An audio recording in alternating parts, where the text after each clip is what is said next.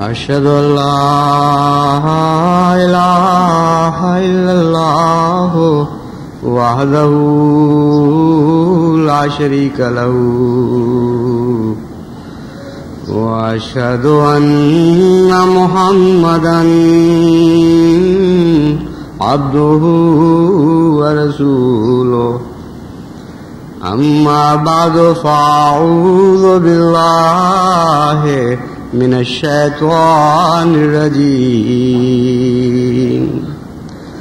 بسم الله الرحمن الرحيم الحمد لله رب العالمين الرحمن الرحيم مالك يوم الدين إياك نعبد وإياك نستعين اهدنا الصراط المستقيم صراط الذين أنعمت عليهم غير المغضوب عليهم ولا الضالين تسبح له السماوات السبع والأرض ومن فيهن إن من شيء إلا يسبح بحمده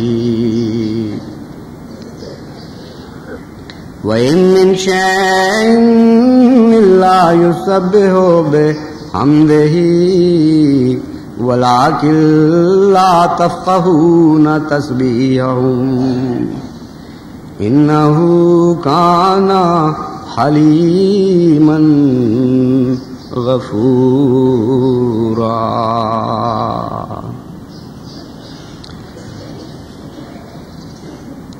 یہ آیت جس کی میں نے تلاوت کی ہے، اس میں اللہ تعالیٰ فرماتا ہے تسبح لہ السماوات السبع، ساتوں آسمان، والارض اور زمین بھی، اور جو کچھ بھی ان دونوں میں ہے، یعنی تمام کی تمام کائنات اور اس کے اندر جو چیزیں بھی مخفی ہیں، ان میں سے ہر ایک چیز خدا تعالیٰ کی تسبیح کر رہی ہے اور اس کی حمد بیان کرتی ہے، لیکن تم لوگ ان کی زبان کو سمجھتے نہیں۔ وہ جس زبان میں حمد کرتے ہیں، جس طرح خدا کی تسبیح بیان کرتے ہیں، تم ان کو نہیں سمجھتے۔ انہ کانا حلیما غفورا، اللہ تعالیٰ بہت حلیم اور بہت غفور ہے۔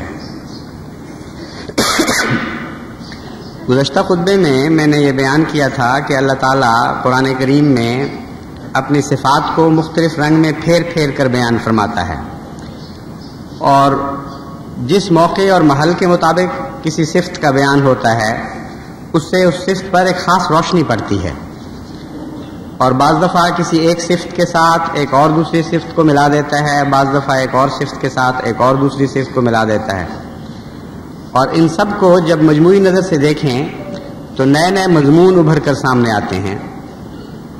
عموماً قرآن کریم کا ترجمہ پڑھنے والے قرآن کریم پر اس طرح گزر جاتے ہیں کہ جو معنی بیان ہو رہے ہیں وہ پڑھنے کے بعد خدا تعالیٰ کی صفت کے بیان پر اس طرح غور نہیں کرتے کہ ان معنی سے اس کا تعلق کیا ہے، حالانکہ ہر آیت کے آخر پر جب صفات بیان ہوتی ہیں، یا جن جن آیات کے آخر پر صفات بیان ہوتی ہیں، ان کا ان سے پہلے گزرے ہوئے مضمون سے گہرا تعلق ہوتا ہے، اور اگر آپ ان پر غور کرنے کی عادت ڈالیں تو یہ دیکھ کر حیران ہوں گے کہ وہ صفات اگر ڈکشنریوں میں تلاش کی جائیں اور ان کے معنی پر غور کیا جائے تو تمام دنیا کی ڈکشنریاں، بڑے سے بڑے عالم کی ڈکشنری بھی اس صفت پر وہ روشنی نہیں ڈالتی، نہ ڈال سکتی ہے جو قرآن کریم کی آیات ڈال دیتی ہیں، اور حیرت انگیز نئے نئے مطالب انسان کے سامنے ابھرتے ہیں۔ تو اس لحاظ سے صفات باری تعالیٰ پر غور ایک بہت ہی بڑا مضمون بن جاتا ہے اور عمداً میں اس کو چھوڑتا رہا ہوں، کیونکہ پھر یہ ایک خطبے کا معاملہ نہیں رہے گی، بلکہ متعدد خطبات صرف ایک صفت پر دے کر بھی پھر بھی تشنگی باقی رہ جائے گی۔ لیکن گزشتہ خطبے کے بعد مجھے خیال آیا کہ نمونتاً خدا تعالیٰ کی حلیم صفت سے متعلق احباب جماعت کو بتاؤں کہ متفرق جگہ پر جب صفت حلیم آتی ہے تو اس صفت کے اندر کیا کیا نئے معنی جلوہ گر ہوتے ہیں، تاکہ جماعت کو یہ عادت پڑے کہ خدا تعالیٰ کی صفات پر ان مواقع کے لحاظ سے غور کرے جن مواقع پر قرآن کریم میں وہ صفات بیان ہوئی ہیں۔ اور بعض دفعہ تو یوں لگتا ہے جیسے کوئی بھی تعلق نہیں۔ 2-3 مثالیں میں نے چنی ہیں، ان پر ظاہری نظر سے غور کریں تو معلوم ہوگا کہ کوئی تعلق بظاہر نہیں ہے، حلیم کا اس بات سے کیا تعلق جو بیان ہوئی ہے، لیکن مزید غور سے ایک حیرت انگیز علم کا جہان آپ کے سامنے ابھر آئے گا۔ اللہ تعالیٰ فرماتا ہے تمام آسمان اور زمین اور جو کچھ ان کے اندر ہے، ہر چیز ہماری تسبیح بھی کر رہی ہے اور حمد بھی کر رہی ہے، اور تم اس کی زبان کو سمجھتے نہیں۔ انہو کانا حلیما غفورا، خدا حلیم ہے۔ صفت حلیم کا کیا تعلق ہے اس چیز سے کہ ساری چیزیں تسبیح بیان کر رہی ہیں اور تم نہیں سمجھتے اور اللہ حلیم ہے؟ تو پہلے تو یہ معلوم کرنا چاہیے کہ کس طرح حمد بیان کر رہی ہیں، کس طرح خدا کی تسبیح کر رہی ہیں سب چیزیں۔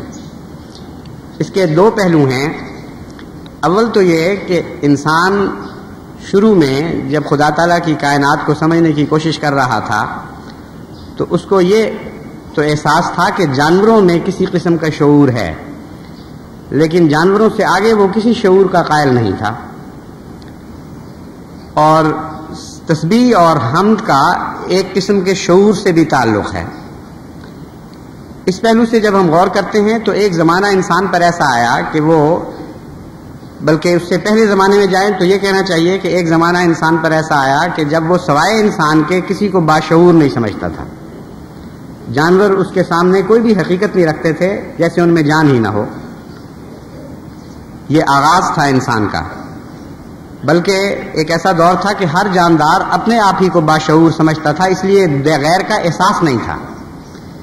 غیر کا احساس تب پیدا ہوتا ہے جب اس کو باشعور سمجھے، اور انسانی زندگی پر اور اس سے پہلے حیوانی زندگی پر بہت لمبا دور ایسا گزر چکا ہے کہ ہر وجود صرف اپنے آپ کو صاحب احساس سمجھتا تھا اور کسی دوسرے وجود میں احساس کا تصور ہی نہیں پایا جاتا تھا۔ جوں جوں دور آگے بڑھا ہے اور انسان نے ترقی کی ہے، اس کو یہ احساس پیدا ہونا شروع ہوا کہ اوروں میں بھی احساس ہے۔ پہلے تو یہ احساس جانوروں تک پہنچا، پھر زیادہ لطافت اختیار کرنے لگا اور انسانی احساس نے بھی ترقی شروع کی، ان معنوں میں کہ دوسرے کے متعلق احساس کے معاملے میں زیادہ باشعور ہو گیا، دوسرے انسانوں کے احساس کے بارے میں بھی زیادہ باشعور ہو گیا۔ تو اندرونی طور پر بھی احساس میں مزید لطافتیں اور مزید وسعتیں پیدا ہونی شروع ہوئیں، اور بیرونی طور پر بھی احساس میں مزید لطافتیں اور مزید وسعتیں پیدا ہونی شروع ہوئیں، یہاں تک کہ جب انسان نے علم میں زیادہ ترقی کی تو اس نے یہ محسوس کیا کہ صرف جاندار ہی حساس نہیں بلکہ پودے بھی حساس ہیں، اور پودوں میں بھی ایک قسم کی جان ہے، نہ صرف جان ہے بلکہ احساس رکھتے ہیں اور کوئی شعور رکھتے ہیں۔ اب تک ان کا نروس سسٹم تو انسان معلوم نہیں کر سکا کہ پودوں کے اندر اعصاب ہیں اور ان اعصاب کے ذریعے وہ محسوس کرتے ہیں، لیکن اس بات کے قطعی شواہد موجود ہیں کہ پودوں میں احساس پایا جاتا ہے۔ اور اب جو امریکہ میں ریسرچ ہو رہی ہے لائٹ ڈیٹیکٹرز کے ذریعے پودوں کے اوپر، اس سے تو اگرچہ ابھی دعوے کی حد تک ہے، لیکن اگر وہ دعوے 1/10 بھی درست ہوں تو معلوم ہوتا ہے کہ پودوں کا شعور بعض لحاظ سے انسانی شعور سے زیادہ باریک ہے اور حیرت انگیز وسعتیں رکھتا ہے۔ مثلا یہ دعویٰ کیا جا رہا ہے کہ اگر ایک پودے کے سامنے قتل ہو تو وہ پودا اس قاتل کے معاملے میں اتنا شدید رد عمل رکھتا ہے کہ اگر دوبارہ وہ قاتل اس کے سامنے آئے اور باریک بجلی کے آلات سے جو پودے پر لگا دیے گئے ہوں یہ معلوم کرنا چاہے انسان کہ مختلف آدمی جو اس کے سامنے سے گزر رہے ہیں ان میں قاتل کون ہے، تو جب بھی قاتل سامنے آئے گا وہ پودا رد عمل دکھائے گا۔ کس حد تک یہ درست ہے، کس حد تک یقینی بات ہے، اس میں ابھی بہت سی تحقیق کی گنجائش موجود ہے، لیکن بعض کام کرنے والے جنہوں نے ساری زندگی اس عمل پہ صرف کی ہے وہ تو یہاں تک کہتے ہیں کہ پودا جھوٹے آدمی کو سچے آدمی سے الگ کر کے پہچان لیتا ہے۔ تو بہرحال شعور کے بارے میں انسان کا شعور اس طرح ترقی کرتا رہا کہ اپنے سوا غیر انسانوں کے شعور کے متعلق بھی احساس بڑھا اور وسعت پذیر ہوا، اور غیر انسانوں کے متعلق یعنی جانداروں کے متعلق بھی اس کا شعور بڑھا اور وسعت پذیر ہوا، یہاں تک کہ وہ نباتات کی حد میں داخل ہو گیا اور اب یہ تسلیم کرتا ہے کہ نباتات میں بھی شعور موجود ہے۔ اور ہرگز بعید نہیں، اور جیسا کہ قرآن کریم کی آیت سے ثابت ہوتا ہے، آخر انسان اس نتیجے پر پہنچے کہ کائنات میں کوئی چیز بھی شعور سے کلیتاً خالی نہیں۔ ہاں شعور کے مراتب ہیں اور درجے ہیں، جس کو ہم بے جان چیز سمجھتے ہیں وہ شعور کے ادنا درجے پر واقع ہے، لیکن شعور سے خالی نہیں، اور ہر ایک باشعور اپنے شعور کے دائرے کے مطابق تسبیح کر رہا ہے اللہ تعالیٰ کی، اس دائرے کے مطابق اس کی حمد بیان کر رہا ہے۔ تو ایک تو اس آیت کے یہ معنی ہیں، اور دوسرے یہ معنی کہ زبان حال سے ہر چیز خدا تعالیٰ کی حمد بیان کر رہی ہے، یعنی خدا تعالیٰ نے جو سنت پیدا فرمائی ہے وہ اتنی حیرت انگیز ہے کہ وہ سنت سانے کے حسن سنت کی طرف دلالت کرتی ہے۔ وہ سنت اپنے وجود سے خدا تعالیٰ کی تسبیح بھی کر رہی ہے اور اس کی حمد بھی بیان کر رہی ہے، اور ایک بھی خدا کی سنت ایسی نہیں جس میں یہ دو باتیں نہ پائی جاتی ہوں، کہ وہ گواہی دے رہی ہو کہ میرا خالق تمام نقائص سے پاک ہے اور میرا خالق تمام صفات حسنہ سے متصف ہے۔ اس معاملے میں بھی انسانی تحقیق نے حیرت انگیز چیزیں دریافت کی ہیں، اور بہت سے جانوروں کے متعلق جو تحقیق ہو رہی ہے اس سے انسان حیرت میں ڈوب جاتا ہے کہ ہر جانور ایک عظیم الشان جہان ہے اپنے اندر، اور اتنے حیرت انگیز اس کے اندر باریک مسالے کار فرما ہیں ایک باشعور ہستی کے، کہ ان پر غور کرتے چلے جاؤ تو ہر جانور خدا کی ہستی کا ایک عجیب ثبوت بن جاتا ہے۔ اب تو یہ تحقیق بہت بڑا علم بن چکی ہے، لیکن اتنا بڑا علم بننے کے باوجود کسی جانور کی ایک باریک سی صفت پر بھی پورا عبور حاصل نہیں کر سکی۔ مثلا متفرق تحقیقات میں ایک تحقیق یہ اس بات پر ہو رہی ہے بڑے عرصے سے کہ جانور اپنے گھروں تک کس طرح پہنچتے ہیں دور جانے کے بعد، ان کو کیسے معلوم ہوتا ہے کہ ہم نے کس سمت میں جانا ہے۔ اور سب سے پہلے اس معاملے میں شہد کی مکھی نے انسان کو حیران کیا، چنانچہ ارسطو نے سب سے پہلے اس بات پر غور کیا اور اس مہمے کو دنیا کے سامنے پیش کیا کہ شہد کی مکھی میں حیرت انگیز ایک یہ خصلت پائی جاتی ہے، ایک اس کی اہلیت پائی جاتی ہے کہ وہ اپنے چھتے سے دور چلی جاتی ہے اور بظاہر کوئی وجہ نظر نہیں آتی کہ وہ چھتے تک واپس پہنچے، لیکن پہنچ جاتی ہے۔ اس پر جو تحقیق ہوئی بہت لمبے عرصے تک انسان اس حکمت کو اس کی وجہ کو پا نہیں سکا، لیکن 1914 میں ایک سائنسدان نے سب سے پہلے، اس کا نام فون فش تھا، VONFISCH، فون فش تلفظ ہے غالباً اس کا۔ بہرحال فون فش نے یہ حیرت انگیز بات شہد کی مکھی کے متعلق دریافت کی کہ شہد کی مکھی کا دیکھنے کا شعور اور اس کی دیکھنے کی دنیا انسان سے بالکل الگ ہے۔ ہم جس روشنی کو دیکھ رہے ہیں اس روشنی سے ایک الگ روشنی کی دنیا میں وہ رہتی ہے۔ عام شعاعیں جو ہم دیکھتے ہیں ان کو وہ نہیں دیکھتی، بلکہ الٹرا وائلٹ ایک شعاؤں کی قسم ہے، اس جہان میں وہ رہتی ہے۔ اور الٹرا وائلٹ کا جہان انسانی جہان سے بالکل مختلف ہے۔ ہم جو چیزیں دیکھ رہے ہیں، جو ہمیں رنگ نظر آ رہے ہیں، جو طرزیں نظر آ رہی ہیں، جو شیڈ نظر آ رہے ہیں، اگر یہاں یہ روشنی نہ ہو جو ہم دیکھ سکتے ہیں اور صرف الٹرا وائلٹ ہو تو ہم کلیتاً اندھے ہو جائیں گے۔ ایک ادنا ذرہ بھی ہمیں نظر نہیں آئے گا، ایک بڑی سے بڑی چیز بھی ہمیں نظر نہیں آئے گی، کیونکہ الٹرا وائلٹ کو دیکھنے کی خدا تعالیٰ نے انسان کو صلاحیت ہی نہیں بخشی۔ اور شہد کی مکھی کے لیے اس روشنی کی کوئی حقیقت نہیں. وہ الٹرا وائلٹ روشنی سے ایک بالکل مختلف جہان دیکھ رہی ہے اپنا، اور اسی روشنی کے ذریعے وہ پھولوں کا رس بھی چوستی ہے، اسی روشنی کے ذریعے وہ یہ معلوم کرتی ہے کہ کہاں شہد ہے کہاں نہیں ہے، اور اس کے سارے ریفرنسز اپنی ذات کے ساتھ تعلق رکھنے والے سارے حوالے اس الٹرا وائلٹ روشنی سے ہیں. یہ جب تحقیق سامنے آئی سائنسدانوں کے تو ایک نیا جہان علم کا کھل گیا. انہوں نے دوسرے جانوروں پر جو تحقیق شروع کی تو یہ دیکھ کر حیران رہ گئے کہ ہر جانور کی سماعت کا جہان بھی اپنا ہے، اس کے روشنی کا جہان بھی اپنا ہے. بظاہر ہم ایک دنیا میں بسر کر رہے ہیں، لیکن ہر جانور کو ایک اور دنیا نظر آ رہی ہے، اور اپنی دنیا میں وہ کامل ہے. اس کو ہر چیز مہیا ہے اپنی دنیا میں جو انسان سمجھتا ہے کہ اس کو مہیا نہیں اور ہمیں مہیا ہے. اگر اس کی دنیا کے اعصاب اور اس کی دنیا کے حواس خمسہ انسان کو نصیب ہوتے تو پھر انسان کی دنیا اس کے لیے اندھی ہو جاتی، اور وہ ایک نئی دنیا میں چلا جاتا اور سمجھتا کہ انسان کو کچھ نصیب نہیں ہے اور سب کچھ مجھے نصیب ہے. حیرت انگیز خدا ہے ہمارا، جس نے کائنات کے ہر ذرے میں ایسا حسن رکھ دیا کہ اس حسن کے ہر تجزیے میں انسان ایک نیا حسن کا جہان پاتا ہے. اب سوال یہ ہے کہ اس کے بعد ہم اس کو نہیں سمجھتے، اللہ تعالیٰ جانتا ہے. پھر حلیم کا کیا مطلب ہوا؟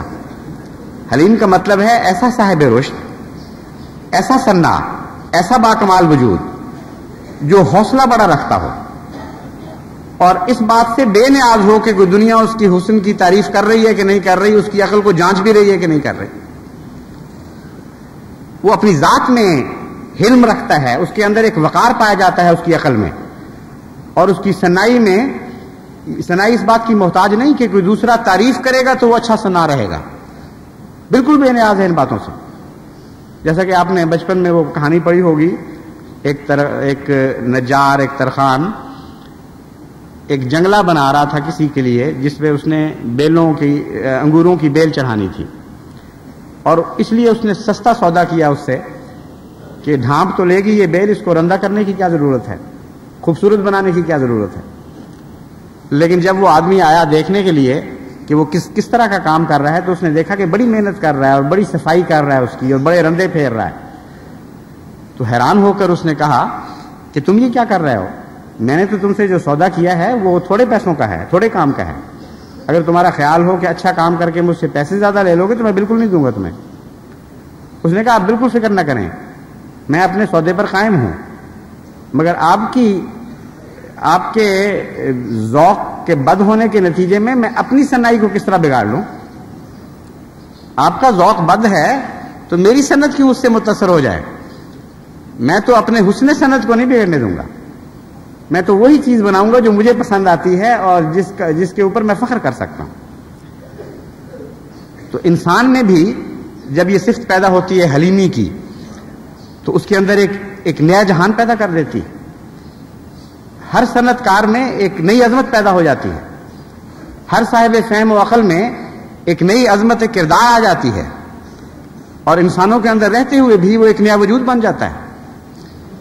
تو یہ قرآن کریم میں جو خدا تعالیٰ کی صفات بیان ہوئی ہیں اور جن جن مواقع پر بیان ہوئی ہیں ان پر غور کریں آپ، تو پھر آپ کو اپنی تربیت کا ایک نیا سلیقہ آ جائے گا، ایک نیا ادب نصیب ہوگا.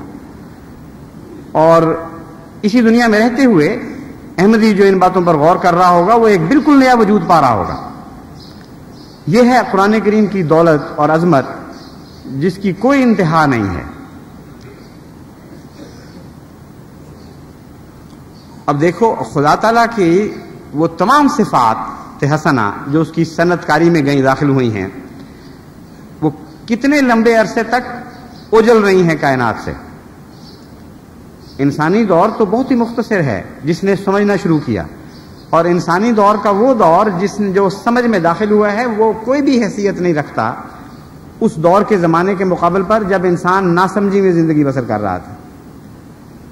اگر کائنات کو 24 گھنٹوں میں تقسیم کیا جائے آغاز سے لے کر اب تک، تو انسان کی پیدائش آخری سیکنڈ کے کچھ حصے کے بعد بنے گی، اور وہ کچھ حصہ سیکنڈ کا سارا گزرنے کے بعد اس سیکنڈ کا 1,00,000واں حصہ ایسا ہوگا جس میں ہم اس شعور میں پہنچے ہیں جس میں اب بسر کر رہے ہیں. اور اللہ تعالیٰ کو کوئی پرواہ نہیں. اس کی رشد پر اس بات کا اثر نہیں پڑا، اس کی فہم اور اس کی عقل اور اس کی صنعت کاری پر اس بات کا کوئی اثر نہیں پڑا کہ کوئی دنیا جانتی ہے یا نہیں جانتی، کسی کو بات پسند آتی ہے کہ نہیں پسند آتی. تو وہ عقل جو مستغنی ہو چکی ہو، جو اپنی ذات میں قائم ہو اور کسی دیکھنے والے کی تحسین کی محتاج نہ رہی ہو، وہ صحرا میں بھی لالا کھلا رہی ہے جبکہ کوئی دیکھنے والا وجود نہیں. وہ لالے کے ہر ذرے میں، اس کے پردوں میں ایسے ایسے حسن پیدا کر رہی ہے جس کو دیکھنے والا وجود بھی محسوس نہیں کر رہا. اس رشد کامل کو حلم کہتے ہیں. اور ان معنوں میں خدا تعالیٰ حلیم ہے کہ تم تسبیحوں سے واقف ہو یا نہ ہو، خدا کے صنعت کے حسن پر سے آشنا ہو یا نہ ہو نظر، خدا اپنی ذات میں حلیم ہے اور حلیم ہی رہے گا.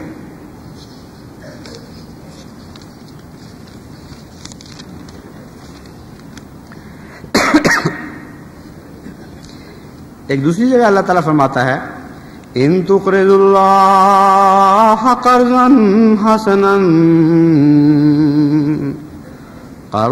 حسنا یضاعفہ لکم ویغفر لکم واللہ شکور حلیم. کہ تم جو خدا تعالیٰ کو قرض حسنہ دیتے ہو، وہ تمہارے لیے اس کو بڑھاتا رہتا ہے اور اس کے نتیجے میں تم سے مغفرت کا سلوک بھی فرماتا ہے. واللہ شکور حلیم، اللہ تعالیٰ بہت ہی خدمت کو قبول کرنے والا ہے. شکور خدمات کا بہترین نتیجہ دینے والا ہے. ان معنوں میں شکر ادا کرتا ہے تمہارا کہ تم جو کچھ اس کی خاطر کرتے ہو وہ اس کو قبول فرماتا ہے، استحسان کی نظر سے دیکھتا ہے، اتنا نہیں دیتا جتنا تم نے کیا تھا، اس سے بڑھ کر دیتا ہے. شکور کی تو سمجھ آ گئی. حلیم کا کیا تعلق ہے یہاں؟ حلیم تو بردبار کو کہتے ہیں. اس میں بردباری کا کیا تعلق ہے؟ امر واقعہ یہ ہے کہ خدا کی خاطر جو لوگ دیتے ہیں وہ بظاہر یہی سمجھ رہے ہوں کہ ہم بہترین چیز دے رہے ہیں. قرض حسنہ کا وہ مطلب نہیں ہے جو آپ یہاں دیتے ہیں. قرض حسنہ، انسان جب قرض حسنہ دیتا ہے تو اس کا مطلب یہ ہوتا ہے کہ میں جتنا دوں گا اتنا ہی واپس لوں گا. اس میں حسن تو محض نام کا ہے، صرف عدل کا پہلو ہے. خدا تعالیٰ کو جب قرض حسنہ دیتے ہیں تو اس کے دو معنی ہیں. ایک یہ کہ جتنا ہم دیں گے اس سے بے انتہا زیادہ لیں گے، یعنی یہ انسان کو یقین ہوتا ہے کہ میرا خدا مجھ سے یہ سلوک کرے گا. دوسرا یہ کہ ہم اپنی چیزوں میں سے بہترین چیز دیں گے. لن تنالوا البر حتی تنفقوا مما تحبون میں جو مضمون ہے حسن کا، وہی خدا کے تعلق میں جب قرض حسنہ بولا جاتا ہے تو اس وقت وہ داخل ہو جاتا ہے. چنانچہ حضرت مسلم معود نے تفسیر صغیر میں جو ترجمہ کیا وہ حیرت انگیز ترجمہ ہے اور چند لفظوں میں اس حسن کی طرف اشارہ کر دیا ہے آپ نے. اس کا ترجمہ یہ ہے اگر تم اللہ کے لیے اپنے مالوں میں سے ایک اچھا حصہ کاٹ کر الگ کر دو، یعنی قرض حسنہ سے مراد یہ ہے کہ اموال میں سے گندا نہ دو بلکہ اچھا دو، تب خدا کا یہ وعدہ ہے کہ وہ تم سے مغفرت کا سلوک کرے گا، تمہارے اموال کو بڑھائے گا. لیکن اللہ تعالیٰ فرماتا ہے کہ میں حلیم بھی ہوں اور میں جانتا ہوں تمہاری کمزوریوں کو، اور میں جانتا ہوں کہ حسن کے نام پر تم بسا اوقات بہت گندی گندی چیزیں بھی میرے نام پر دے جاتے ہو. اور اکثر اوقات دینے والا اپنے مال کا بہترین دینے کی بجائے وہ پہلے نکالتا ہے جس کی اس کو ضرورت نہیں رہتی، اور یہ بہت بڑی گستاخی ہے. ایک طرف محبوب کو تحفہ دینے کا دعویٰ ہو اور دوسری طرف گندی گندی چیزیں نکال کر دی جائیں. یہاں تک کہ قرآن کریم ایک اور موقع پر بیان فرماتا ہے کہ ایسے مال نہ دیا کرو کہ اگر تمہیں دیے جائیں تو تمہاری نظریں شرم سے جھک جائیں. تو اللہ تعالیٰ جانتا ہے کہ قرض حسنہ کے نام پر انسانوں کی ایک بہت بڑی تعداد اس ظلم کا شکار ہو رہی ہوتی ہے کہ اپنے رب کے حضور ادنا چیزیں دے رہی ہوتی ہے اور اس کا نام حسن رکھتی ہے، وہ کہتی ہے کہ دیکھو ہم نے خدا کی خاطر کیا کیا کچھ دے دیا. تو وہاں صفت اللہ تعالیٰ کی صفت حلیم جو ہے وہ انسان کو اس کے عذاب، اس کی پکڑ سے بچاتی ہے. ورنہ دنیا میں ایک بادشاہ کے سامنے اب سڑا ہوا مال لے کر چلے جائیں تو لازماً اس کی سزا سے بچ نہیں سکیں گے. تحفہ چاہے غریب بھی انسان ہو، اگر وہ تحفے کے طور پر ایک سبز پتا بھی توڑتا ہے تو لہلہاتا ہوا سبز پتا توڑتا ہے. وہ یہ نہیں کرتا کہ سڑا ہوا بسا ہوا جو گرا ہوا زمین پر پتا اٹھا کے بادشاہ کو دے. بادشاہ تو امیر کے تحفے سے بھی مستغنی ہوتا ہے اور غریب کے تحفے سے بھی، لیکن اس کے اندر جو حسن شامل ہو جاتا ہے وہ اس کو قبول کرتا ہے. تو اللہ تعالیٰ بھی حسن کو قبول کرتا ہے، لیکن جانتا ہے کہ حسن کے نام پر انسان نہایت ہی بیہودہ چیزیں دے رہا ہوتا ہے. اور پھر جو خدا کی خاطر مالی قربانی کے نظام میں شامل ہوتے ہیں ان کو حلیم بننا پڑتا ہے، کیونکہ جب وہ خدا کی خاطر مال لینے کے لیے جاتے ہیں تو طرح طرح کی باتیں بھی سنتے ہیں. قرآن کریم ان باتوں کا ذکر بھی فرماتا ہے. بعض لوگ کہتے ہیں اچھا اللہ غریب ہے، ہم امیر ہیں، ہم سے مانگنے آئے ہو خدا کے لیے. اجی وہ غریب تانے دیتے ہیں. اور چونکہ مالی لین دین کے معاملات میں یہ باتیں لازمی حصہ ہیں، اس لیے حلیم بنے بغیر گزارا نہیں ہو سکتا. ان بندوں کو بھی حلیم بننا پڑتا ہے جو مالی نظام سے وابستہ ہوتے ہیں، خدا کی خاطر قربانی والے نظام سے. اور اللہ تعالیٰ اگر حلیم نہ ہو تو بظاہر قربانی کرنے والے جو ہیں ان کی اکثریت کو ہلاک کر دے اس سلوک کے نتیجے میں جو وہ خدا کی خاطر مال دیتے وقت کرتے ہیں. تو فرمایا میں غفور بھی ہوں اور حلیم بھی ہوں. یہ دونوں صفات جب مل جاتی ہیں تو نتیجہ کیا نکلتا ہے؟ میں شکر کے ساتھ قبول کرتا ہوں. تم اپنی طرف سے پتہ نہیں کیا کیا گمان کر کے چیزیں پیش کر رہے ہو، کیا کیا ان میں کیڑے ہیں، کیا کیا ریاکاریاں ان میں داخل ہیں. یہ ساری باتیں بھی تو آ جاتی ہیں اس میں. بظاہر دانہ مکمل ہے دیکھنے میں، لیکن اندر سے دیمک چاٹ اس کو گھن چاٹ چکا ہے اس کو. تو بہت سی انسان کی مالی قربانیاں انفاق فی سبیل اللہ کو ایسی ایسی بیماریاں لگی ہوئی ہیں، ایسے ایسے کیڑے لگے ہوئے ہیں کہ وہ اندر سے کھا چکی ہوتی ہیں ان قربانیوں کو. بدخلقی یا گندی چیز دینا تو ایک الگ معاملہ ہے، اچھی چیز دیتے وقت بھی خدا کے سوا غیر اللہ کا خیال دل میں آ جاتا ہے. ریاکاری کے نتیجے میں انسان ایک قربانی کر رہا ہوتا ہے تو اکثر مال تو گندے ہو جاتے ہیں. یہ خدا تعالیٰ حلیم ہے جو ان کو شکر کے ساتھ قبول کرتا ہے. ہماری پردہ پوشی بھی فرماتا ہے، ہم سے بخشش کا سلوک بھی فرماتا ہے اور کہتا ہے میں تمہارا ممنون ہوں، تمہارا مشکور ہوں، تمہارے لیے میں اس کو بڑھا دوں گا. کیسا عظیم خدا ہے. اور یہ ہے حلم کی صفت جو انسان کے کام آتی ہے اس موقع پر.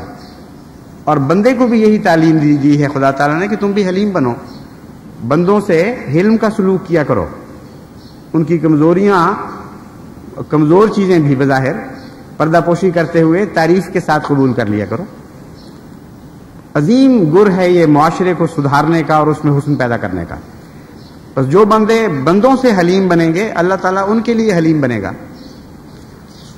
پھر ایک اور جگہ حلم کے مضمون کو مزید واضح کرتے ہوئے اللہ تعالیٰ فرماتا ہے وَمَا كَانَ اسْتِغْفَارُ إِبْرَاهِيمَ لِأَبِيهِ إِلَّا عَن مَّوْعِدَةٍ وَعَدَهَا إِيَّاهُ فَلَمَّا تَبَيَّنَ لَهُ أَنَّهُ عَدُوٌّ لِّلَّهِ تبرأ منه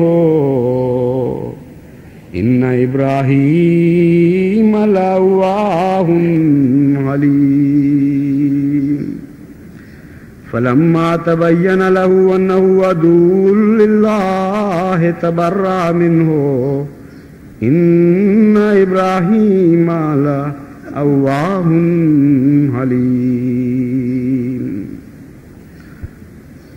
کہ دیکھو ابراہیم کا اپنے باپ کے لیے جو استغفار تھا وہ صرف اس لیے تھا کہ اس نے وعدہ کر لیا تھا اپنے باپ سے کہ میں تمہارے لیے ضرور خدا سے بخشش کی دعا کروں گا. لیکن جب اس پر یہ بات روشن ہو گئی اور کھل گئی کہ انہ عدو للہ ہے، کہ وہ خدا کا دشمن ہے، تبرأ منہ، وہ اس سے بیزار ہو گیا. ان ابراہیم لأواہ حلیم، ابراہیم بہت ہی نرم مزاج اور نرم خو اور نرم دل انسان تھا اور حلیم بھی تھا. جو موقع کی مناسبت ہے اس سے اللہ کی صفت تو کھل کر سامنے آ جاتی ہے. کہ دل میں نرمی تھی اس لیے اس نے بخشش کا وعدہ کر لیا. لیکن حلیم کا اس مضمون میں کیا تعلق ہے، یہ ہے گفتگو. قابل غور بات یہ سامنے آنی چاہیے کہ افواہ کی بات تو سمجھ آ گئی کہ بہت ہی نرم دل تھا، اپنے باپ سے اس نے وعدہ کر لیا کہ میں استغفار کروں گا. تو حلیم نے یہاں ہمیں کیا مضمون سکھایا؟ اصل میں کوئی صفت بھی فی ذات ہی اچھی یا بری نہیں کہلا سکتی جب تک اس کے ارد گرد کی صفات پر غور کر کے اس کے جوڑ کا مشاہدہ نہ کیا جائے کہ اس کا اور صفات سے کیا تعلق ہے. اب نرم دلی فی ذات ہی اگر رشد سے خالی ہو، اگر عقل سے خالی ہو جائے تو وہ ایک جانوروں کی طرح کی کمزوری ہے، اس سے زیادہ اس میں کوئی حسن نہیں ہے. موقع بے موقع ہر محل پر انسان نرم دل ہوتا چلا جائے تو یہ تو ایک کمزوری ہے، یہ حسن ہے ہی نہیں. اللہ تعالیٰ یہ بیان فرمانا چاہتا ہے کہ ابراہیم کو اپنے باپ سے محبت تھی، وہ بڑا نرم دل تھا، اس کے باوجود وہ صاحب رشد تھا اور اس وجہ سے وہ قابل تعریف تھا کہ موقع محل کے لحاظ سے اس کی نرمی ایک عزم میں تبدیل ہو جاتی تھی جو بظاہر سختی بھی نظر آتی. جب اس کی دل کی نرمی ابراہیم کے لیے تھی تو اس وجہ سے تھی کہ اس کو پورا علم نہیں تھا کہ یہ میرے محبوب کا دشمن ہے. وہ جہالت کا حق دے رہے ہوں گے، وہ اور کئی قسم کے ان کے اوپر حسن زنیاں کر کے پردے ڈال رہے ہوں گے، اور دل کی نرمی کے ساتھ یہ وعدہ کر لیا کہ میں اس کے لیے استغفار کروں گا.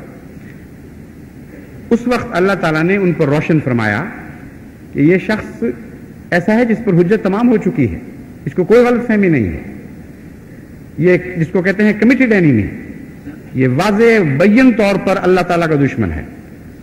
تو وہاں رشد دل کی نرمی پر غالب آ گئی، دل کی نرمی رشد پر غالب نہیں آئی. یعنی رشد ایسی عقل کو کہتے ہیں جو جذبات کے تابع نہیں ہوتی اور جذبات اس کے تابع ہوتے ہیں، اور جب وہ جذبات کو تابع کرتی ہے تو جذبات میں حسن پیدا کر دیتی ہے بجائے اس کے کہ ان کو گندا کر دے یا ان کے اندر ایک نامناسب رنگ داخل کر دے. تو دل کی نرمی تب حسن بنتی ہے اگر اس کا حلم کے ساتھ جوڑ ہو. اگر حلم کے ساتھ جوڑ نہ ہو تو دل کی نرمی ایک جہالت بن جائے گی، ایک نہایت ہی بدصورت چیز بن جائے گی کہ ایک طرف ایک اعلیٰ ذات ہے اور اس کی دشمنی ہے ایک وجود کو، اور جو وجود اس کی اعلیٰ ذات کا دشمن ہے، اس محبوب کا دشمن ہے جو ایک بہت بڑی اعلیٰ ذات ہے. دل کی نرمی اس کے لیے فائدہ چاہ رہی ہے، یعنی مقابلہ نہ رہا، بیچ میں ایک توازن بگڑ گیا اور پاگل پن بن گیا. یہ اچھی دل کی نرمی ہے کہ اپنے محبوب کے دشمن کے حق میں ہو جاؤ اور محبوب کے خلاف نتیجہ نکالو. تو یہ رشد ہے، یعنی حلم، جو جذبات میں توازن بھی پیدا کرتا ہے اور حسن پیدا کرتا ہے.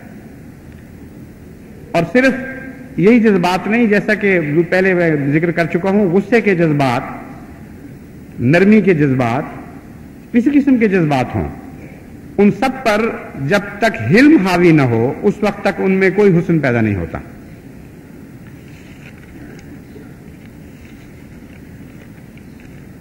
آگے اور بعض آیات تھیں مگر وقت زیادہ ہو رہا ہے اس لیے ان کو چھوڑ دیتا ہوں. اب میں چند حدیثیں اس مضمون پر سناتا ہوں.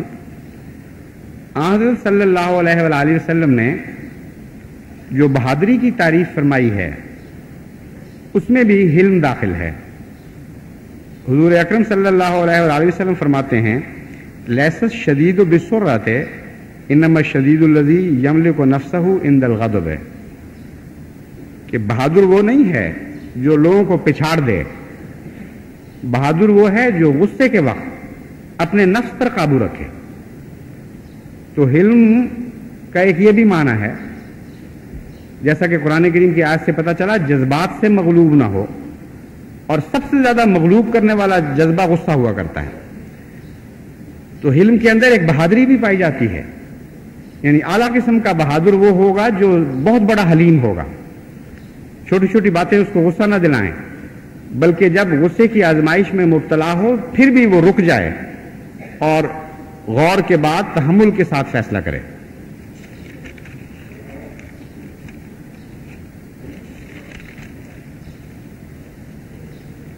حضرت مسیح موعود علیہ الصلوۃ والسلام فرماتے ہیں مومن میں شتاب کاری نہیں ہوتی، بلکہ وہ نہایت ہوشیاری اور تحمل کے ساتھ نصرت دین کے لیے تیار رہتا ہے اور بزدل نہیں ہوتا۔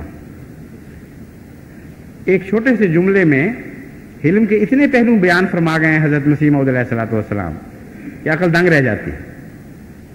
ایک ہی فقرہ ہے اور پوری تقریر ہو گئی ہے حلم کے اوپر، اور انسان جو داعی اللہ ہو اس کو حلم کی کیوں ضرورت درپیش ہے اس کے اوپر روشنی ڈال دی آپ نے۔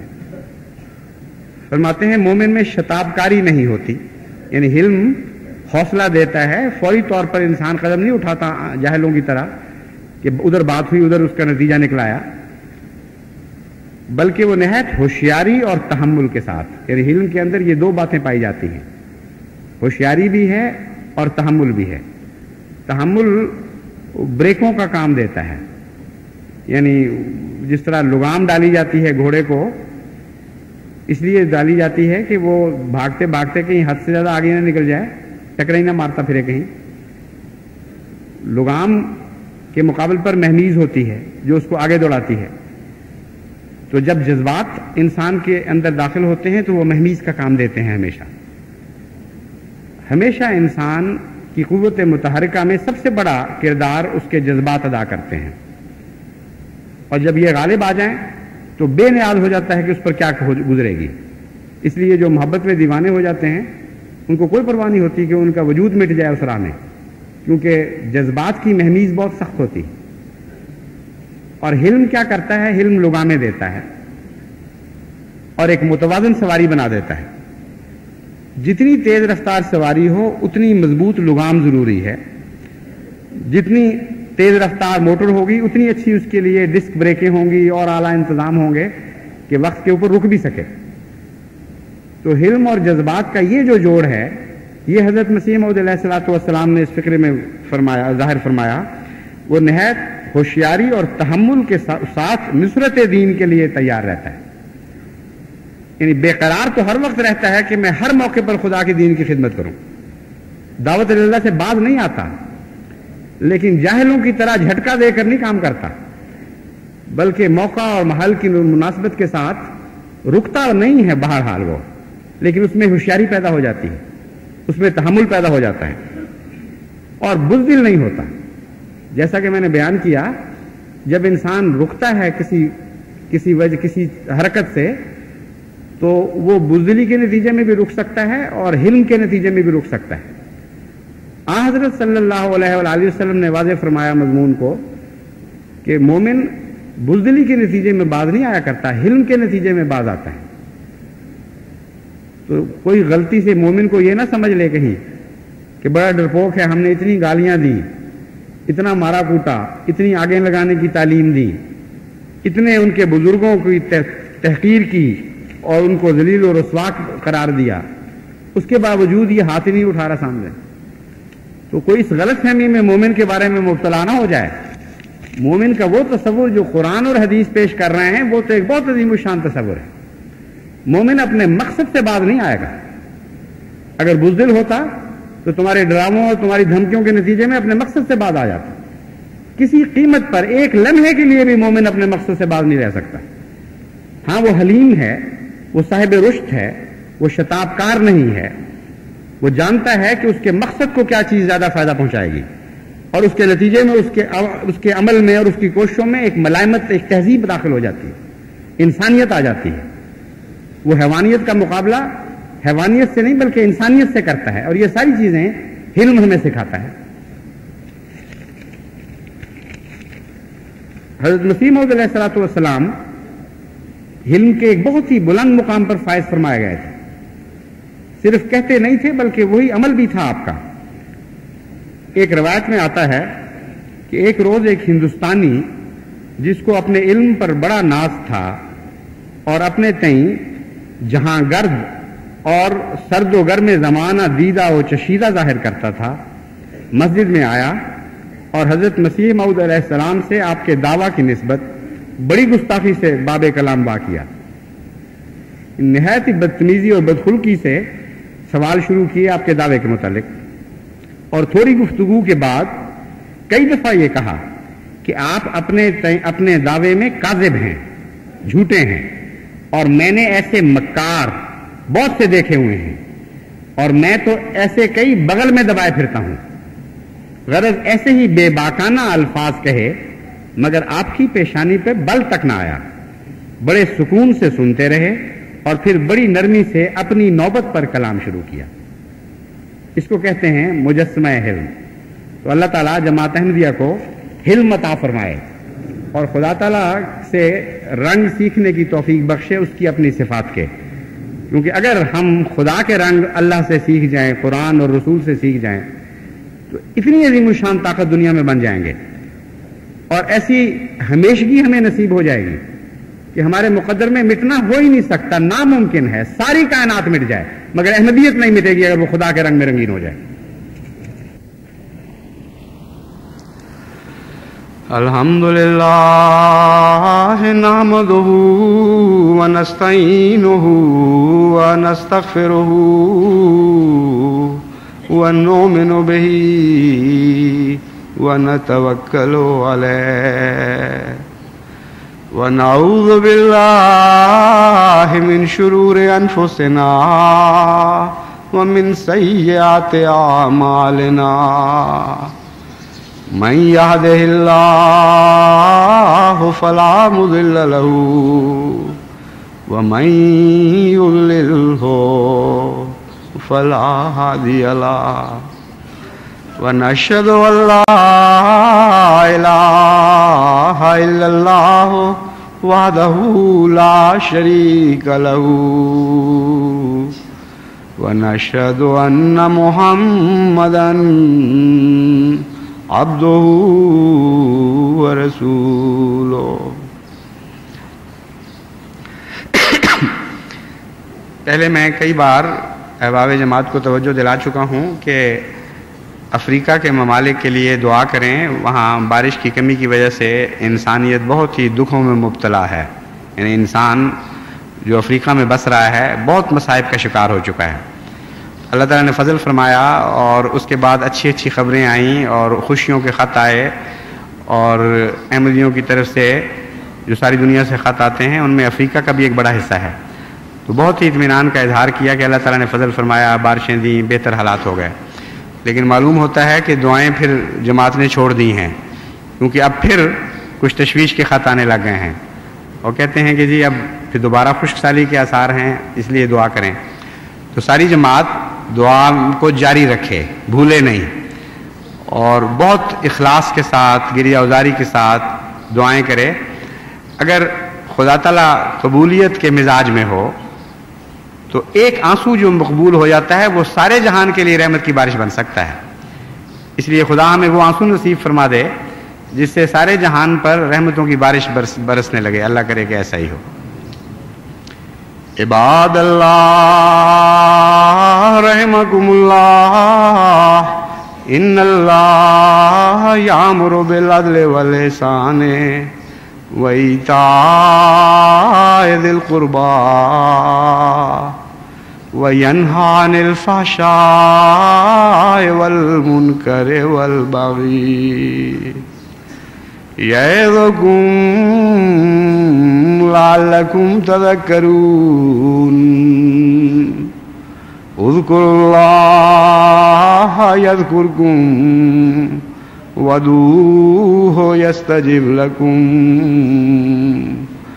ولذکر اللہ اکبر۔